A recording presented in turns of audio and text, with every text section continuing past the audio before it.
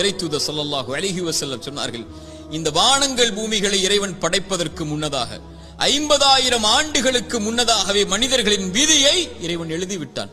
எவ்வளவு நாள் இவன் வாழ்வான், எவ்வளவு நாளில் மரணிப்பான், எதை பெறுவான், எதை இழப்பான், இவனுடைய வாழ்வாதாரம் என்ன, இவனுடைய சொத்து என்ன, இவனுடைய நஷ்டம் என்ன, இவனுடைய உறவு என்ன, இவன் பிரிவது என்ன, எல்லாம் எழுதப்பட்டு விட்டது. வானங்கள் பூமி படைப்பதற்கு 50,000 ஆண்டுகளுக்கு முன்னதாகவே தாயுடைய கருவறையில் அவன் இருக்கும் போதே மீண்டும் அதை உறுதிப்படுத்தினான்.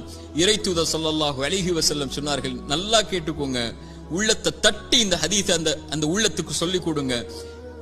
எந்த ஒரு உயிரும் இந்த உலகத்தில் இருந்து மரணிக்காது அதனுடைய வாழ்வாதாரத்தை முழுமையாக்காமல். சுப்ஹானல்லாஹ், மீண்டும் சொல்கிறேன், எந்த ஒரு உயிரும் இந்த உலகத்தில் இருந்து மரணிக்காது அதனுடைய வாழ்வாதாரத்தை முழுமையாக்காமல்.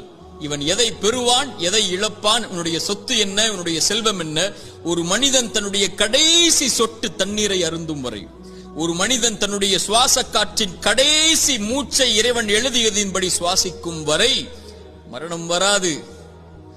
ஏன் பயப்படுகிறாய் எதிர்காலத்தை பற்றி? இது எழுதப்பட்டு விட்டது உன்னுடைய வாழ்வாதாரம்.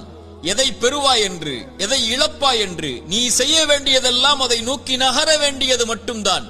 சோகம் வந்துவிட்டால், கவலை வந்துவிட்டால், இழப்பு வந்துவிட்டால், பிரிவு வந்துவிட்டால், இருட்டு அறையில் உட்கார்ந்து கொண்டு கண்ணீர் வடிப்பதை விட கிளம்பி செல் வெளிச்சத்தை நோக்கி. உனக்கு பெற இருக்கின்ற அதிசயங்கள் ஏராளம் உன்னுடைய எதிர்காலத்தில்.